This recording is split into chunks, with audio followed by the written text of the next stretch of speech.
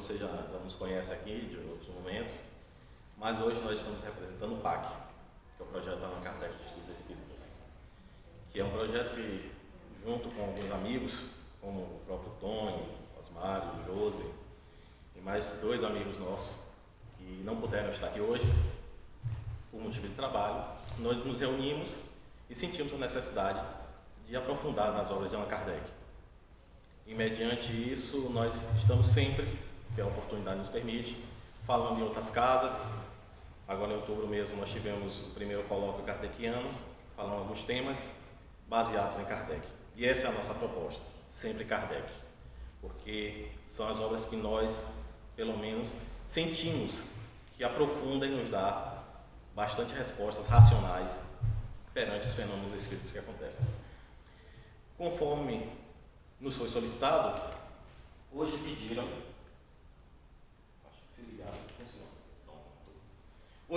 para que falássemos sobre percepções, sensações e sofrimento dos espíritos. Está no capítulo sobre a vida espírita. E vamos trabalhar um pouco esse tema, andando um pouco sobre as obras de Kardec, certo? Livros espíritos, e em um ou outro momento nós pegaremos também as revistas espíritas, que muito poucas vezes a gente tem a oportunidade de abri-la, dar uma olhada, dar uma estudada. Como falei, ela está no capítulo Vida Espírita. Apesar do mês estar falando de morte, a vida espírita não está falando sobre a vida dos espíritas, e sim do que Kardec chamou erraticidade, ou mundo dos espíritos. Ok? Antes de começar qualquer situação, a gente precisa entender o conceito do que significa percepção e sensação, que aparentemente no senso comum parece a mesma coisa, mas quando vamos ver a etimologia, a palavra no dicionário, a gente começa a compreender que não é a mesma coisa. Então a gente pega, obrigado. Antes da gente começar, a gente tem que trabalhar o conceito de escala espírita, bem lembrado. Por quê? Kardec disse que é a chave da ciência espírita, a escala espírita. É através dela que nós conseguimos entender os espíritos, tanto encarnados quanto os desencarnados. E por que isso? Porque quando a gente pega a escala espírita, que está lá na questão 100 do Livro dos Espíritos, nós percebemos que, dependendo do grau onde o espírito se encontre, nós entenderemos o porquê ele se comporta de tal ou qual modo. Não é nossa atividade hoje trabalhar a escala espírita. Eu só trouxe somente para a gente dar uma analisada bem rápida. Kardec, ele trabalha o conceito de espíritos imperfeitos, ou terceira ordem. Esses espíritos imperfeitos, eles estão baseados nos espíritos que ainda estão apegados à matéria, tipo todos nós, já que todo mundo que sente, ou já sentiu em algum momento dessa vida, raiva, amor, ciúmes, todos esses sentimentos que às vezes nos deixam meio tristes em algum momento da vida, são espíritos de terceira ordem. Ou será que alguém aqui nunca sentiu raiva, né, nessa vida? Quem já sentiu, levanta a mão, por favor. Acho que tem gente que nunca sentiu, né? Ciúme, inveja. Porque tem aquela história, né? A gente acha que todo mundo tem inveja da gente, mas a gente dificilmente sente inveja do outro. Agora imagine a quantidade de gente que não sente inveja, mas é sempre invejado. Nós temos a segunda ordem, que são dos bons espíritos. Esses já não sentem mais raiva, inveja, ciúme, tristeza. Esses são espíritos bem raros na face do planeta, porque são espíritos que geralmente, quando reencarnam, eles têm uma missão. E quando estão desencarnados, eles são o que nós consideramos anjos da guarda. Então, nós que somos terceira ordem, sempre temos um anjo da guarda de segunda ordem, certo? E temos os espíritos puros ou a primeira ordem. Essa primeira ordem, esses já não reencarnam mais. Por quê? Eles não têm nem sentimentos bons, nem sentimentos ruins. Eles são neutros? Não. É porque o sentimento que eles emanam já não tem qualificação ou comparação aqui no planeta Terra. Então eles estão acima da humanidade, já não tem mais defeitos, já não tem essas qualidades que nós temos, porque, por exemplo, vendo do Senina aqui agora, a gente olha para a cara dela e fala, é a cara do amor. Mas ainda é um amor terra a terra. Certo? E se a gente for pegar um amor de mãe, eu não sei porque quando eu olho para ela eu vejo o amor de mãe, mas tudo bem. Quando a gente pega o amor de mãe, é o amor mais puro que existe na Terra. Mas o amor de um espírito puro, ele ultrapassa esse sentimento. Então esses aí só reencarnam por uma missão muito grande. O único, segundo Kardec, o único que passou por aqui foi Jesus e que estava nessa condição. Pronto, já fizemos um delineamento do que seja a escala espírita. Agora vamos no conceito de percepção e sensação. Salientando que é um conceito dicionário, tá? Eu não peguei o conceito de nenhum livro espírita. Eu prefiro pegar de dicionário mesmo. Ele diz o seguinte: a percepção é o ato pelo qual o espírito tem uma vista dos objetos exteriores, ou também das próprias sensações, e pelo qual os recebe em si e os distingue. Vamos destrinchar um pouco, trocar em miúdos. O que é isso? É o que o espírito já angariou dentro de si, e quando ele vê algo externamente, eles têm essa significação desse objeto, mesmo que o objeto em si não seja o que outros veem. Certo? Não entendi. Concordo com você, que eu também não entendi quando vi isso. Mas vamos fazer um teste. Eu vou mostrar uma imagem para vocês e vou pedir que vocês olhem e me digam o que vem. Pronto.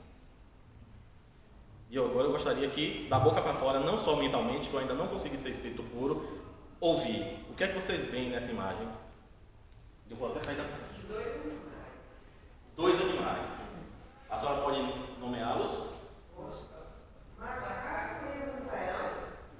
Dois peixes ali embaixo. Eu vejo uma pessoa deitada. Eu, pelo menos, não é deitada, é como se estivesse volitando. Certo. E uma árvore saindo dela. Por incrível que pareça, quando a gente pesquisou essa imagem, as pessoas com quem eu conversei, eles também viram o macaco, viram o leão, viram o peixe. Eu não consigo ver essa pessoa volitando, juro para vocês. A árvore me disseram que viu, mas a árvore está aqui. Mas é tão óbvio que quase ninguém fala, a não ser Dona Rita. Só que se a gente... Quer falar alguma coisa, Tânia? Não, eu estou vendo os peixes que a André falou. Não. Tá vendo os peixes. Agora... Que preconceito, podia ser 2 pontos. Caiu no piche. Rapaz, preconceito. Deixa eu sair da frente. Pronto. Eu perguntei a uma pessoa que tem uma mente fantasiosa. Perguntei ao meu filho de 9 anos. Ele viu, além disso tudo que vocês viram, exceto o homem volitando, viu também os pássaros, mas ele ainda viu carinha de monstro e tudo mais. Isso. Oi? Calma, vou mostrar, calma. Por incrível que pareça, certo? Isso é percepção. Aqui não tem um macaco, aqui não tem uma onça, aqui não tem pássaro, aqui tem tinta e papel. Mas a percepção que temos do algo que vemos está em nós. Tem gente que não viu esse homem volitando, como eu não vi, mas Dulce tem nela. Aí a gente vai ver. Temos o macaco, temos a onça, temos o peixe, temos os pássaros, além da árvore, que não dava para mostrar, aqui tem uma mãozinha. Por incrível que pareça. Eu não sei se é porque eu beijei a minha rã e ela virou princesa, certo? Aí eu vi. Mas a minha percepção, e agora que eu mostro a vocês, certo? Bem, isso é percepção. É você ter o que tem dentro de você, perceber no que está fora. O que é sensação?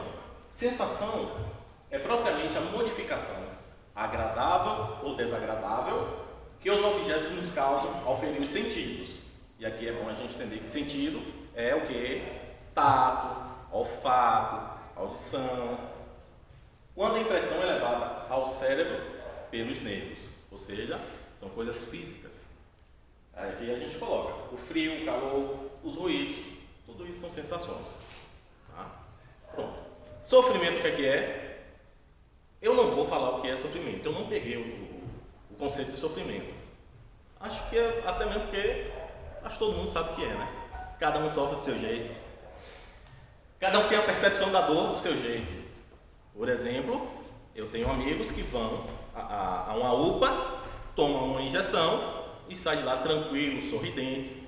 Eu, se for tomar uma injeção com uma agulha desse tamanho, tenho a certeza que eu vou espernear, gritar, certo? A minha percepção e a minha sensação vai ser muito maior. Mas tudo bem.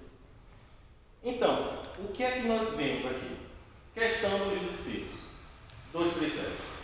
Na erraticidade, ou seja, no mundo dos espíritos, erraticidade é o que Kardec chama de mundo dos espíritos, os espíritos conservam as mesmas percepções de quando estavam encarnados. Vamos analisar o seguinte, as percepções. E o que é que eles dizem? Sim, as percepções permanecem as mesmas, mas só não. Como agora ele não tem mais esse corpo, ele muitas vezes consegue ter uma percepção ainda maior.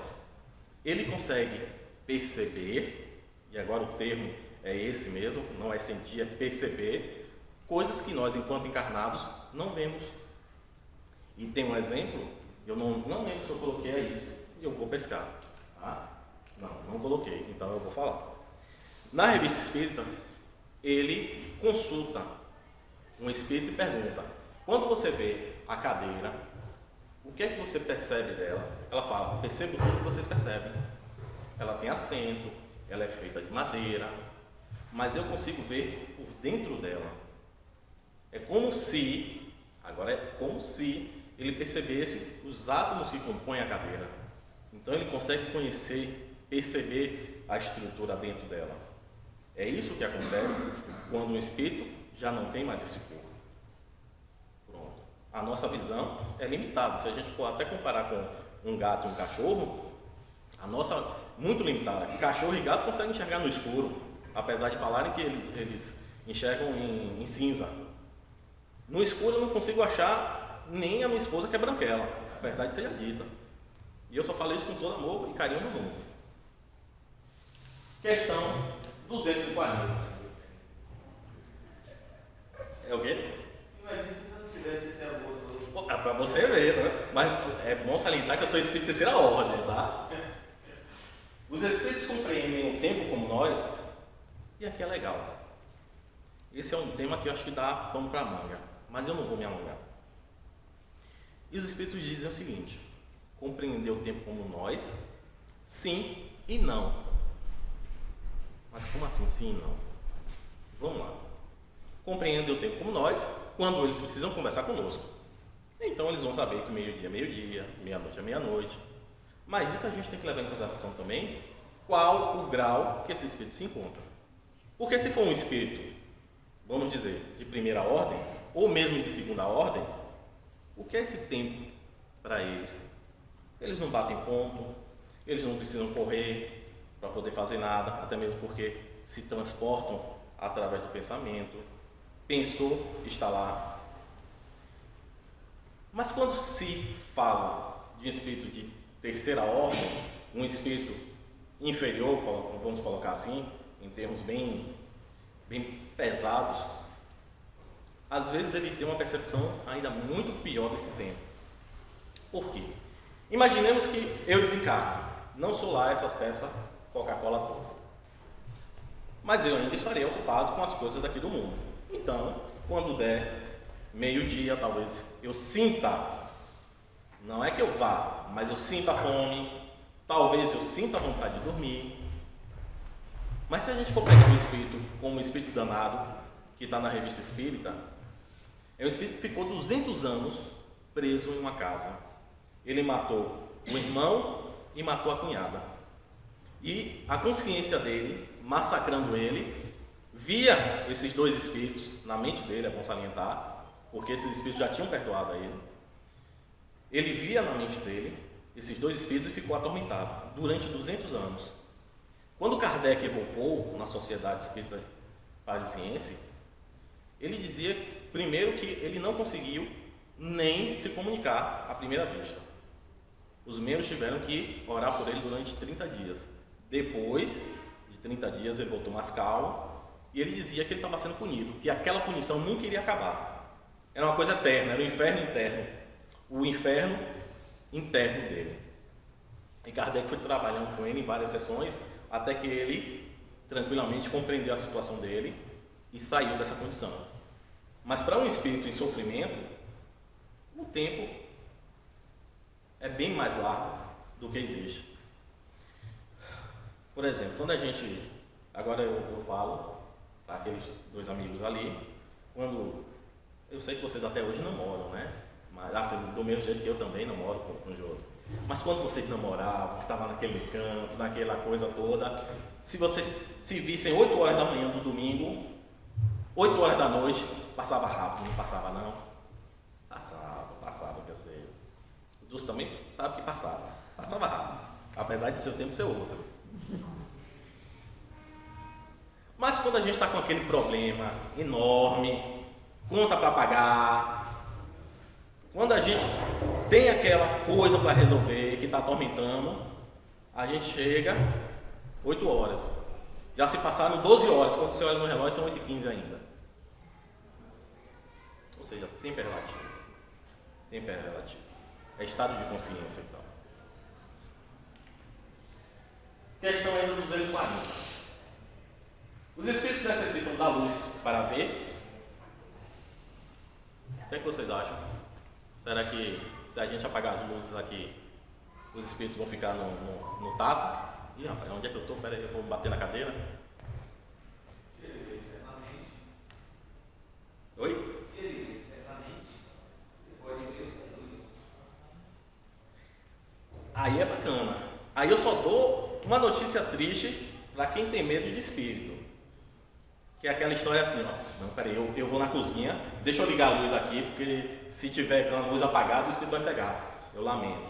Mas o espírito enxerga até no escuro, tá? Porque é uma condição natural dele. Ele já não tem mais corpo, ele já não tem mais órgão. Ele enxerga por si próprio, porque, poderiam dizer, ele não é a própria luz? O termo cristão Lúcifer, que a gente atribui, a gente não, a tradição cristã, vamos colocar assim. Lúcifer é aquele que é dotado de luz, ou seja, Jesus não disse, vós sois deuses, vós sois luzes. O Espírito, quando ele precisa falar, ele não fala com a boca, ele fala de pensamento a pensamento. Quando ele enxerga, ele não enxerga com os olhos, ele enxerga pelo corpo todo. E ele não precisa dessa luz material. E ainda recorrendo à Revista Espírita de 1863, eu lembro de uma história que eu comecei a ler e a todo momento eu começava e parava, porque a história é muito bela. De um amigo de Kardec, eu só peço desculpas aos amigos que eu não lembro, eu sei que é de 63, mas eu não lembro o título do artigo.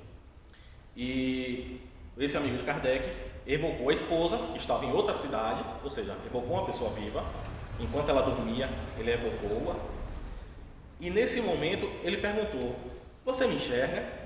Ela falou, perfeitamente bem. Mesmo com essa luz fraca que eu me encontro aqui, e vamos lembrar que a França de 1860 não tinha luz elétrica. Era o quê? Vela. No máximo, vamos dizer assim, candeeiro. E ela dizia, não, eu enxergo muito bem.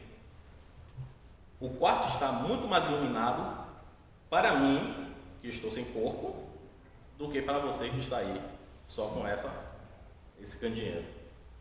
Então, ou seja, por não ter corpo, o espírito ele consegue ter essa percepção muito maior do ambiente do que nós que estamos com corpos. Lembrando também que, à medida que a gente desliga a luz e que a nossa visão vai se acostumando, a gente começa a enxergar no escuro. Não é a justiça não, mas a gente consegue, pouco a pouco, se adaptar. Vamos lá. Questão 248. Os espíritos veem as coisas tão distintamente como nós, mas distintamente, porque sua visão penetra aquilo que não pudesse penetrar. Ou seja, só complementando essa questão.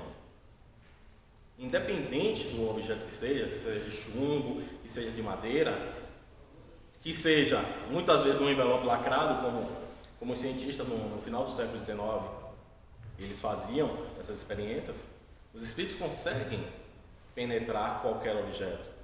Por isso que muitas vezes Kardec diz, os espíritos, por não terem um corpo, por não terem esses órgãos, eles penetram no fogo, passam pela parede e nada disso é obstáculo para eles.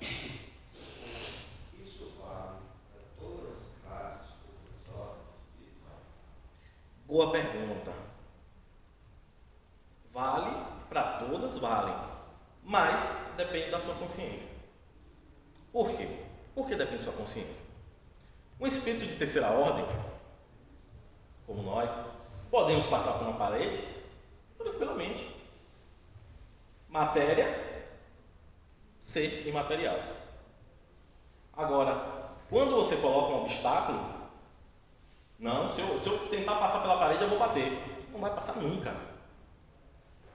Não tem aquela velha historinha que diz que aquele que não sabia que era impossível de fazer, foi lá e fez. Essa de consciência, porque vou colocar em termos bem rudes, são matérias diferentes. Uma é uma matéria realmente pesada, grosseira, que se eu tentar, eu vou me esborrachar todo. Mas o espírito não tem um corpo material mais. Então ele consegue atravessar tranquilamente.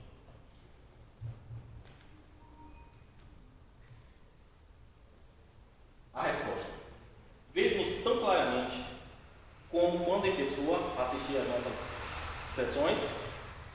Isso está na revista de 60, Dr. Vignal, e corresponde a isso aqui.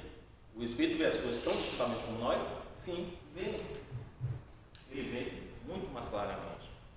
Então, quando a gente olha para essa cadeira, deixa eu ver, a gente olha um estofado, a gente vê madeira, vê ferro, mas quando o espírito olha, ele consegue ver muito mais além do que ela tem.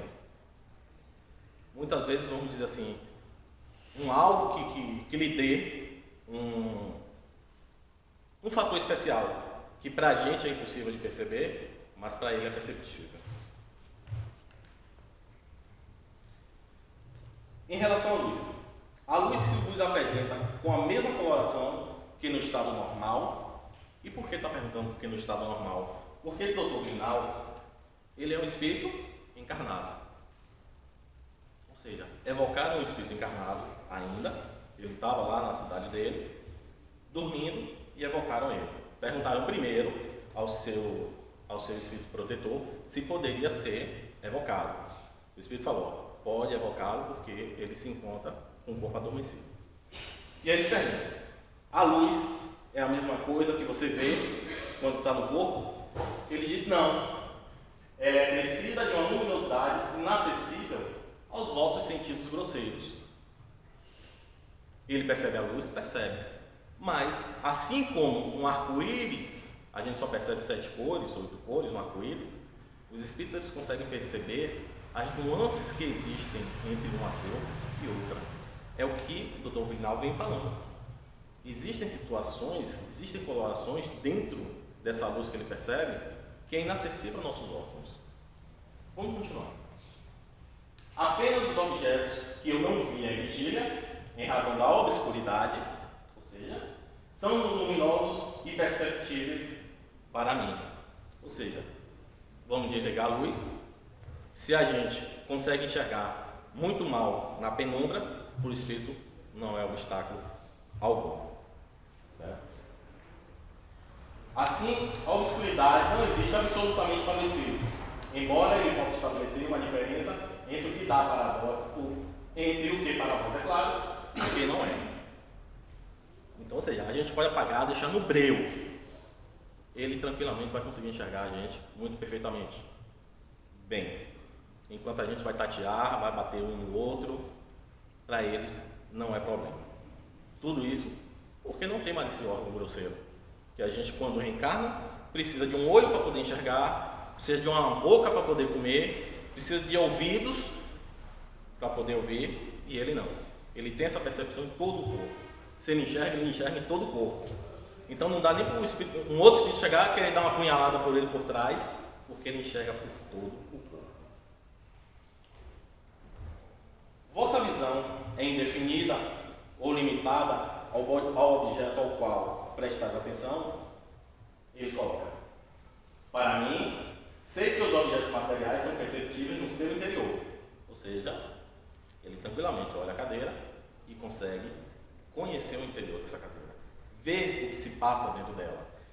Poderíamos dizer, o termo é incorreto, mas é só senso comum para explicar, ele percebe até, dependendo do grau de depuração dele, as moléculas, os átomos, trabalhando nessa madeira rígida, nessa coisa que nós achamos que é tão rígido e que a ciência hoje vem dizer: isso que você vê que é rígido, está cheio de espaço vazio. Simples assim. E eles conseguem. Que minha vista os atravessa. Ou seja, eu estou olhando, com todo respeito, amiguinha, eu estou olhando aqui minha mochila, só vejo minha mochila. Eu, em espírito, poderia ver a mochila e ainda poderia ver a sandália da amiguinha que está depois da mochila. Para ele não é obstáculo. Os espíritos têm as nossas necessidades e sofrem os nossos sofrimentos físicos. 20 para as 7. Ixi, eu também. 20 para as 6. Deixa eu ver qual é o meu horário ali. Ah, tá. 20 para as 7. Vou deixar aqui. Ainda tem um tempo, ainda bem.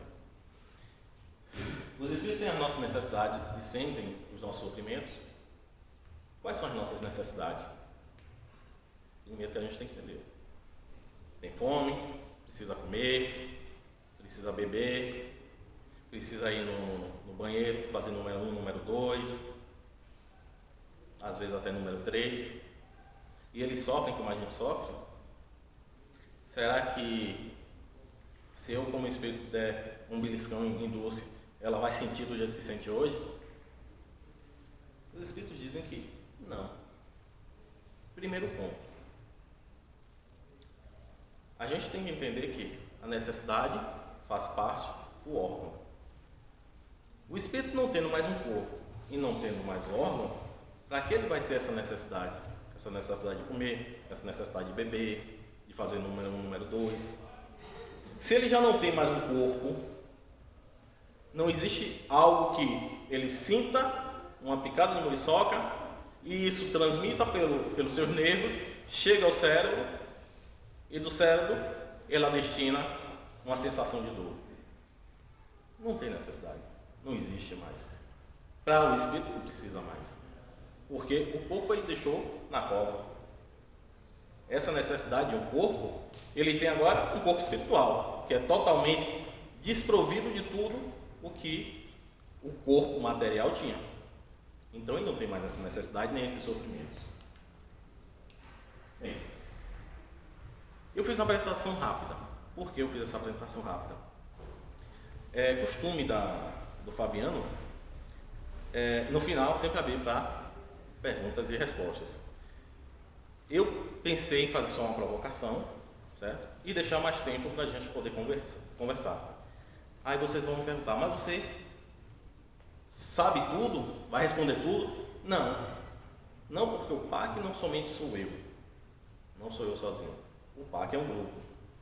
E como a gente tem uma proposta de fazer uma coisa mais dinâmica, uma coisa mais tranquila, porque Kardec, que é por quem nós temos uma grande admiração e pautamos os nossos estudos nele, eu queria agora deixar em aberto. Se alguém tem uma pergunta, para a gente poder ter um pouco mais de tempo para poder conversar.